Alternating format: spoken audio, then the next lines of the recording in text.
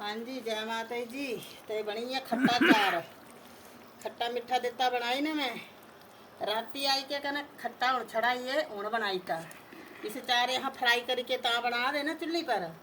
जेड़े जे मतलब बोला दे ना भाई चार इ'यां नहीं बनता, तो जेड़े बरसाती वाले लींबू दे सी चार है, चार खराब होने की संभावना होंगी, तो इसी फ्राई करके बनाएंगे ना तन्नी मदद दिन चली पौना चारे करा ऑर्डर करा फटाफट फ्रेश अचार बना दे करा फ्रेश अचार यहाँ दे बनाई के तो थोड़े थोड़े कन बस हूँ चार हो गया साढ़ा रेडी फिर ठंडा हो के हो जानी पैकिंग।